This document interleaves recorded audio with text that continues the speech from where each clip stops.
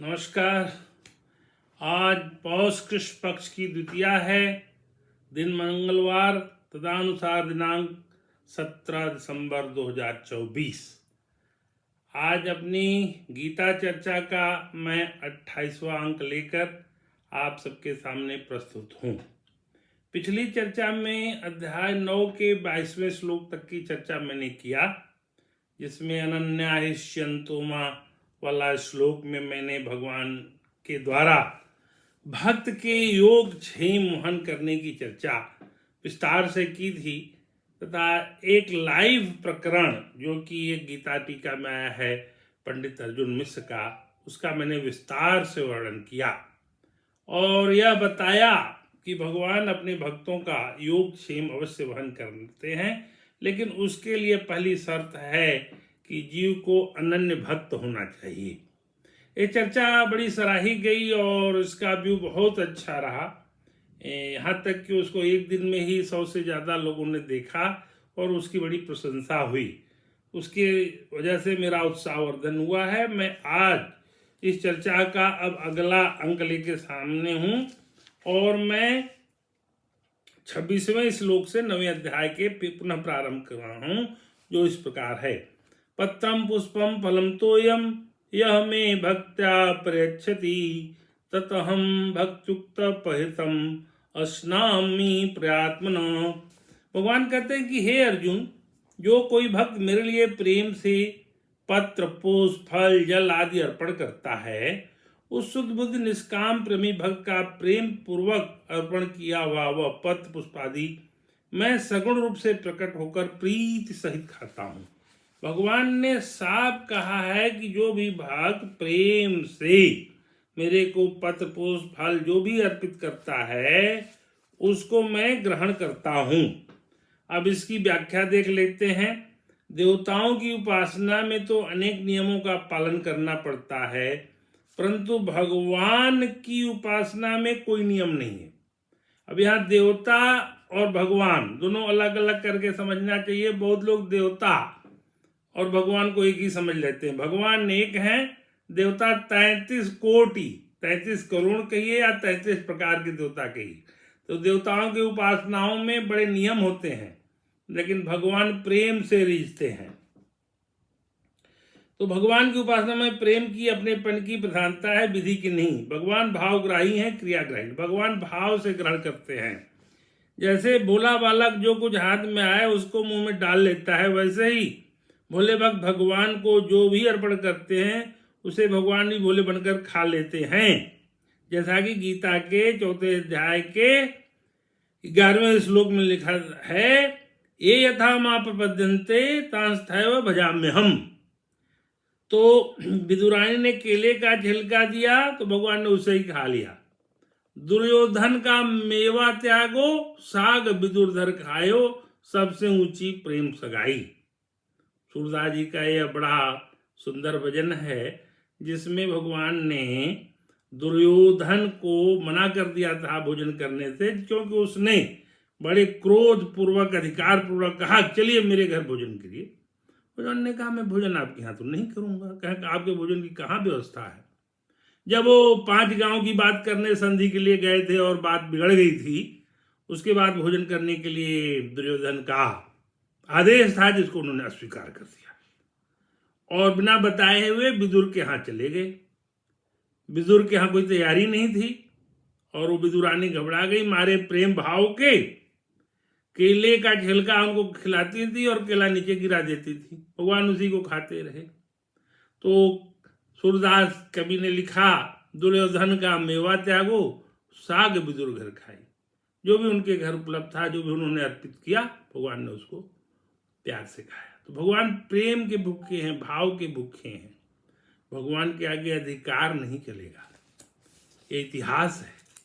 इसलिए जो उन्होंने 26वें श्लोक में लिखा है उसको उन्होंने सत्य करके भी दिखाया है। आगे 27वें श्लोक में, यत् क्रोसी यत् अस्नासी यत् जुहोसी ददासी यत् तपस्यसि कौन्तेय तत कुरुष्व मदर्पणम्। हे अर्जुन, तू जो कर्म करता है, जो खाता है, जो हवन करता है, जो दान देता है और जो तप करता है वो सब मेरे अर्पण कर। अर्जुन को उन्होंने साफ साफ कहा कि कुंती पुत्र, तू जो कुछ करता है, जो कुछ भोजन करता है, जो कुछ यज्ञ करता है, जो कुछ दान देता है, जो कुछ तप करता है, वो सब मेरे अर्पण कर। अब इसकी व्याख्या देख लेते हैं। ज्ञान योगी तो संसार के साथ माने हुए संबंध का त्याग करता है, पर भक्त एक भगवान के सिवाय दूसरी सत्ता मानता ही नहीं। भक्त सर्वत्र भगवान की ही सत्ता मानता है। इसलिए ज्ञान योगी पदार्थ क्रिया का त्याग करता है और भक्त पदार्थ क्रिया को भगवान के अर्पण करता है, अर्थात उनको अपना न मानकर भगवान का भगवत स्वरूप मानता है। भक्त सब चीज भगवान का ही मानता है। वास्तव में भक्त अपने आप को ही भगवान के समर्पित कर देता है। स्वयं समर्पित होने से उसके द्वारा होने वाली संपूर्ण लौकिक पारमार्थिक क्रियाएं भी स्वाभाविक भगवान के समर्पित हो जाती है। यानी भगवान के आगे समर्पण कर देना ही सर्वोत्कृष्ट है, जिसे कि शरणागति कहते हैं। जैसे शरणागति विभीषण की हुई, तो वो शरणागति भगवान चाहते हैं। जब भक्त शरणागति में आ जाता है तो उसकी रक्षा करने का दायित्व तो भगवान सब संभाल लेते हैं। 28वां श्लोक कहते हैं, शुभाशु फल एवं मोक्ष से कर्म बंधने संन्यास योग युक्तात्मा विमुक्त मामोपश्यसि। 28वें श्लोक का अर्थ है, इस प्रकार मेरा अर्पण करने से, कर्म बंधन से और शुभ और अशुभ संपूर्ण कर्मों के फलों से तू मुक्त हो जाएगा। भगवान कहते हैं, इस प्रकार तुम जो मेरे को अर्पण करेगा तो शुभ अशुभ के संपूर्ण कर्मों के फलों से तुम मुक्त हो जाएगा। ऐसे अपने से सब कुछ मेरे अर्पण करने वाला सबसे स्वतः मुक्त हुआ तो मुझे ही प्राप्त होगा। इसकी व्याख्या है, कर्म भी शुभ अशुभ होते हैं और फल भी।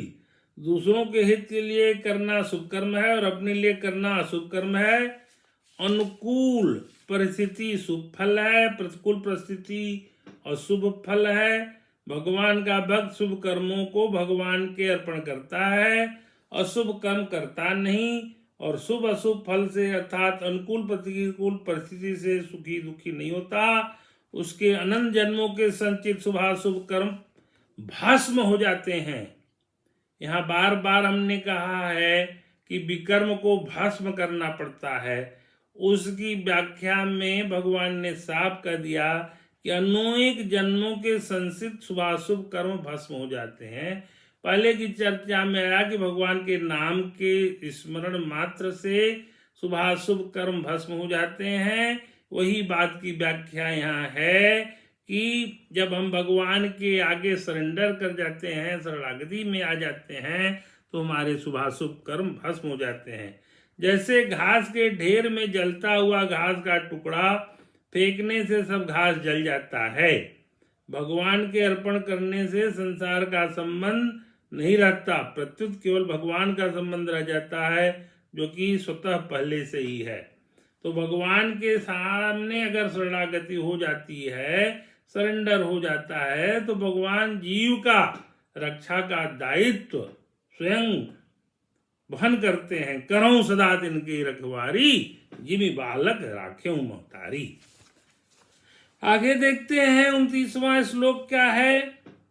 सम अहम सर्वभूतेषु न मे द्वेष्य अस्ति न प्रिय ये भजन्ति तू मां भक्त्या मयि तेषु च अपि अहम्। भगवान कहते हैं, मैं सब भूतों में समभाव से व्यापक हूँ। समदर्शी है, नाम त्यारो, चाहो तो पार करो, प्रभु जी मेरे अवगुण चित न धरो। न कोई मेरा प्रिय है न प्रिय है, परंतु जो भक्त मुझको प्रेम से भजते हैं वे मुझ में हैं और मैं भी उनमें प्रत्यक्ष प्रकट करता हूँ। प्रभु जी मेरे अवगुण चित न धरो, समदर्शी है, नाम तिहारो, चाहो तो पार करो, प्रभु जी मेरे अवगुण चित न धरो। सूरदास जी का बहुत सुंदर काव्य है, उनका पद है, वही इसकी व्याख्या में मान लीजिए। भगवान कहते हैं, मैं सब भूतों में समभाव से व्याप्त हूँ। समदर्शी है, नाम तिहारो, चाहो तो प्यार करो, पार करो। न कोई मेरा अप्रिय है न प्रिय है, परंतु जो भक्त मुझको प्रेम से भजते हैं वे मुझ में हैं और मैं भी उनमें हूँ। एक नदिया एक नार कहावत, मैलो नीर भरो, दोनों मिल जब एक बरन भई, सुरसरी नाम परो, प्रभु जी मेरे अवगुण चित न धरो। वही बात यहां पर भी भगवान ने कहा। आगे बढ़ते हैं। एक गीता का जो महावाक्य वाला श्लोक है, कुछ श्लोक महावाक्य होते हैं, वो श्लोक है, अपिचेत सुदुराचारो भजते मामन्य भाग, साधुरेव स मंतव्य संभग्यवसितो ही स।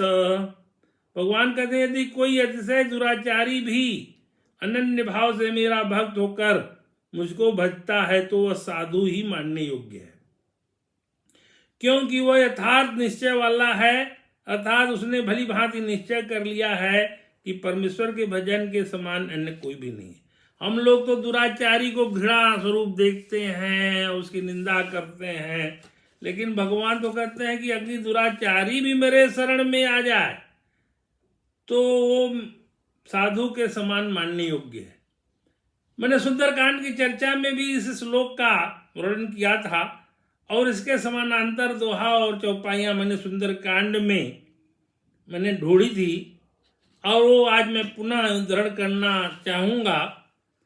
भगवान का 47वें दोहा के बाद सुंदरकांड में जो विभीषण को उन्होंने कहा है वो मैं पढ़ रहा हूँ।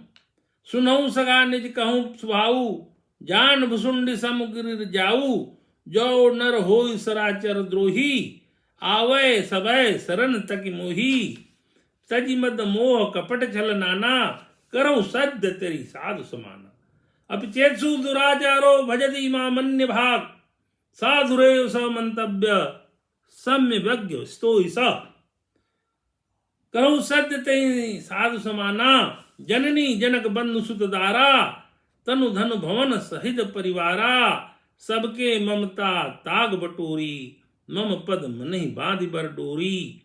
यानी सारे संबंधों को जो त्याग कर माता पिता भाई पुत्र स्थिति शरीर धन घर मित्र और परिवार इन सबके ममत्व रूपी तागों को बटोर कर उन सबकी एक डोरी बटकर उसके द्वारा जो अपने मन को मेरे चरणों में बांध देता है, जो समदर्शी है, जिसे कुछ इच्छा नहीं, जिसके मन में हर्ष शोक और भय नहीं है, ऐसा सज्जन मेरे हृदय में बसता है जैसे लोभी के हृदय में धन बसता है।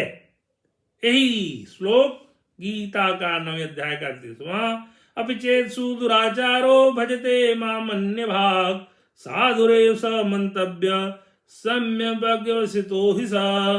तो दोनों में परम साम्य है, ये मैंने सुंदरकांड की चर्चा में कही और आज गीता की चर्चा में गीता के 9वें अध्याय का 30वें श्लोक का साम्य सुंदरकांड के 47वें दोहे के बाद की आई हुई चौपाइयों में है, जिसका मैंने विस्तार से वर्णन यहाँ किया है।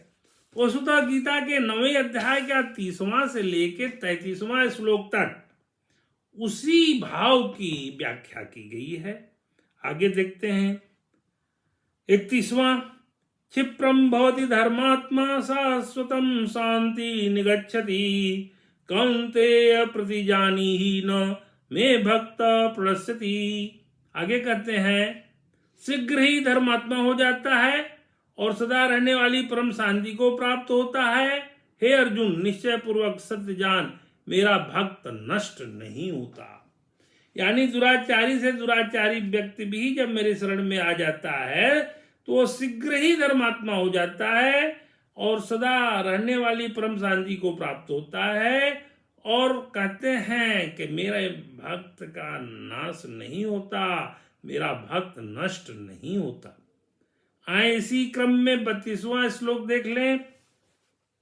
माम ही पार्थ व्यपाश्रित्य ये अपि सुपापयोनय, स्त्रिय वैश्य तथा शूद्र ते अपि यान्ति पराम गतिम।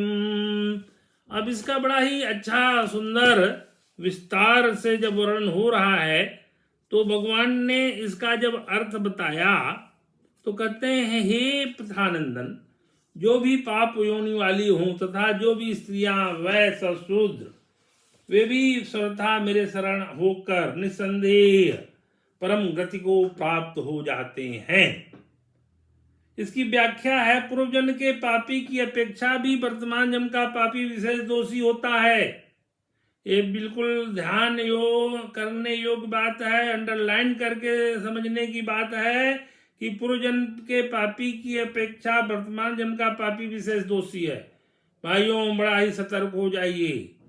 पूर्व जन्म में जो भी हुआ है उसकी क्षमा भगवान ने कर दिया है, लेकिन इस जन्म के पापी को विशेष दोष लगता है। ये इसके व्याख्या में है, इसलिए बड़ा सतर्क हो जाइए। पूर्व जन्म के पाप की क्षमा हो गई है भगवान के शरण में जाने पर, लेकिन इस जन्म का पाप करना विशेष दोष युक्त है।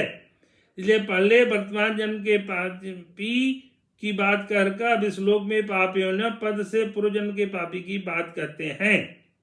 जिसमें दूसरे का आश्रय नहीं हो, ऐसे अनन्य आश्रय को यहाँ व्यपाश्रय अर्थात विशेष आश्रय कहा गया है।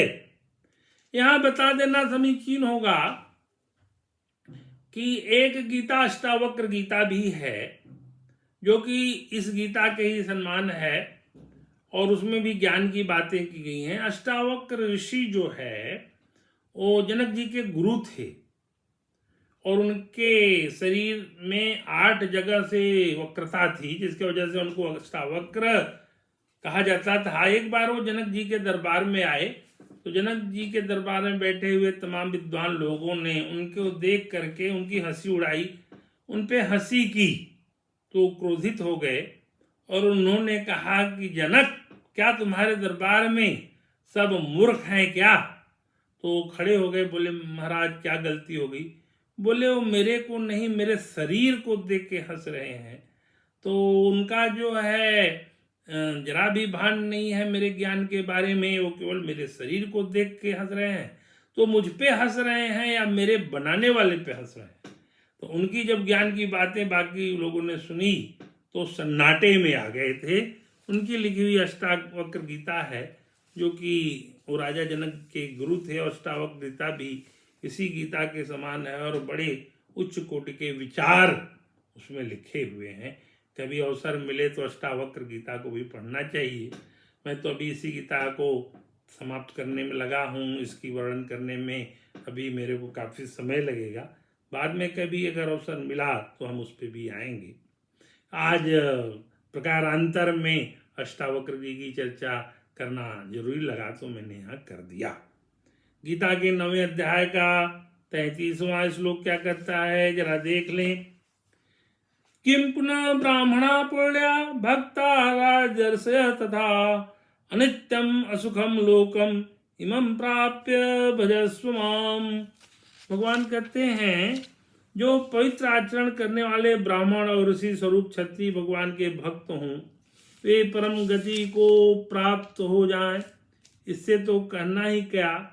इसलिए इस अनित्य और सुख रहित शरीर को प्राप्त करके तू मेरा भजन कर। इसकी व्याख्या देख लेते हैं। 30वें से 33वें श्लोक तक भगवान ने भक्त के तथा भगवत प्राप्ति के 7 अधिकारियों के नाम लिए हैं। दुराचारी, पापयोनि, स्त्रियां, वैश्य, शूद्र, ब्राह्मण और क्षत्रिय। इन 7 से बाहर कोई भी प्राणी नहीं है। तात्पर्य है कि मनुष्य का कैसा भी जन्म हो, कैसी भी जाति हो और पूर्व जन्म के ताज जन्म के कितने ही पाप हों, पर वे सब के सब भगवान और उनके भक्त के अधिकारी हैं। कारण कि जीव मात्र भगवान का ही अंश होने से भगवान की तरफ चलने में स्वतंत्र है।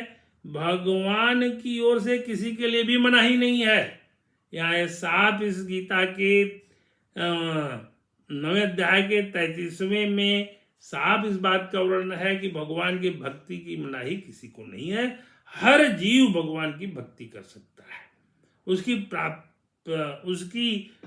जो प्राप्ति करने का जो पात्रता है वो सभी के अंदर है। अनित्य और सुख रहित इस शरीर को पाकर अर्थात हम जीते रहें और सुख भोगते रहें, ऐसी कामना को छोड़कर भगवान का भजन करना चाहिए।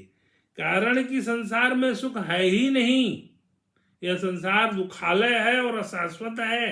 गीता के 8वें अध्याय के 14वें श्लोक के अनुसार संसार दुखालय है अनित्य है और अशाश्वत है, क्षणभंगुर है, इसलिए यहाँ पे सुख है ही नहीं, केवल सुख होने का भ्रम है। यहाँ सुख नहीं है, सुख होने का भ्रम है। ऐसे ही जीने का भी भ्रम है, हम जी नहीं रहे हैं, प्रत्युत प्रतिक्षण मर रहे हैं। हे राम सुखदास जी की गीता टीका का ये सार है, गीता प्रबोधिनी इसका नाम है। तो इसका सार में हमने बता दिया। ये 8वां अध्याय राज विद्या राजगुह योग नाम से जाना जाता है, 9वां अध्याय। और इसका आखिरी श्लोक अब आ गया है, उसको मैं पढ़ रहा हूँ। 9वें अध्याय का 34वां श्लोक। मन्मना भव मद्भक्त मद्याजी माम नमस्कुरु मामेव यस्य युक्त्वा एवं आत्मानं मत्परायण। भगवान कहते हैं अर्जुन से कि हे अर्जुन, मुझ में मन वाला हो, मेरा भक्त बन, मेरा पूजन करने वाला हो, मुझको प्रणाम कर। इस प्रकार आत्मा को मुझ में नियुक्त करके मेरे परायण होकर के मुझको ही प्राप्त होगा।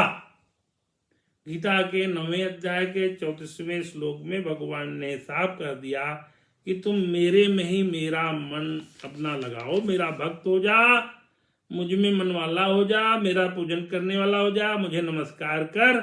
इस प्रकार अपने आप को मेरे साथ लगाकर मेरे प्राण होकर तू मुझे ही प्राप्त होगा।